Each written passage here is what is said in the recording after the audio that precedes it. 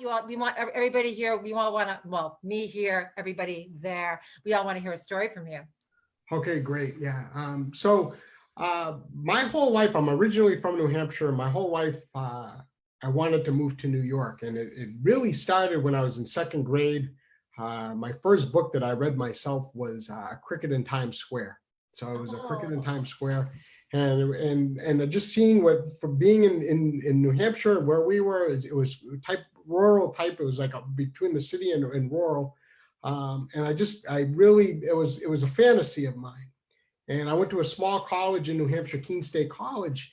And by my senior year, I found out I got into the NYU summer film program, and I was going to have 10 weeks in a dorm room in New York City. And it was right in the heart of Greenwich Village, 5th Avenue and 10th Street. Yeah. And probably, Michaela, like a week before I went, before I graduated, once I graduated, I literally left right after. I missed my graduation.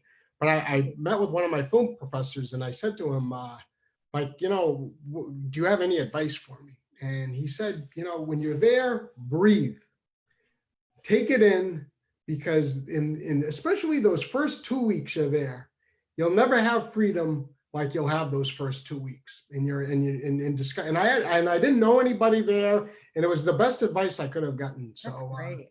So when I got here, I was interning and doing classes in the morning. Then after that, I would pass out resumes to get a waiting job. And once that was over, once the afternoon began, that's really when my day started. And I would go to Mamma Mia, What a Pizza. It was a place on 8th Street and Broadway. And I get pizza every day. Creature of habit. I get pepperoni pizza and a bottle of water. And I would feel lonely at that time, and I would go over to the Kmart and Astor Place, and I'd walk around the Kmart. Kmart represented home, and I mean, there was a Kmart in my town. There's like 2, and so I would go to Kmart, and then there was a Barnes and Noble back then at Astor Place, and I'd walk around there, and like 20 minutes just walking around. Like then I was back. I could go back into New York, and for the evening, it would get very excited. I'd start my evening off typically going to Waverly Diner, and they knew me, and I was after about 4 days they knew me because I go in every night and I get a toasted tuna fish sandwich with just my glass of water. And so when I walk in, the toasted tuna, white bread, and they would do that, and I loved it. And after that, I just walk around Greenwich Village, and the sun was going down, and I go by they had like these stores where people would play chess outside. And they had chess pieces in the window, and I'd go by there. There was a place that sold like movie posters from like the 50s and 60s in Italian. And we'll go to Cafe Reggio. I believe it's Reggio on McDougal Street. And I get like a little coffee because it was going to be a long night. And my nights, how exciting they got those first couple of weeks. There was a jazz club, and it's still there on Christopher Street, 55 it's called, or Swing 55. And I would go there, and I remember there was an amazing drummer that I saw. There was a guy named Ramblin' Jack Elliott, who I took a folk music revival class in college. And there was a guy, Ramblin' Jack Elliott, that Bob Dylan really, took a lot of his stuff from, and he was going to be playing at the Bottom Line. So I made sure I went. Now the Bottom Line is like an NYU dorm, but at the time it was a premiere, like Springsteen had performed there, a lot of different Harry Chapin. And I was just so excited to finally be getting, I'd heard so much about this place. And they go, "Are you with anybody?" I go, "No, I'm alone." And they sat me right behind a pole. And I've never in my, like saying obstructed view is not, or whatever it is, there's literally, you can't, I've never seen a pole that big, but I was there.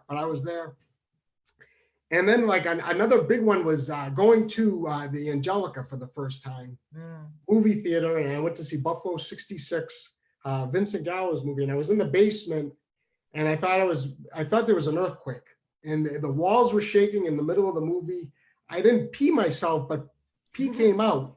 And I didn't know, like the subway goes through. The subway literally goes through. And the late night eating was amazing.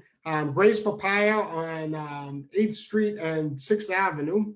No longer there, but it was a classic. And they had the recession special in 1998, and it was 2 hot dogs, a papaya juice for $1.99, and I would go sometimes twice a night. So I would eat well, and then I would hit one of the delis, and I'd get a pint and I take 2 lactate pills, and I go crazy. We get sirens here.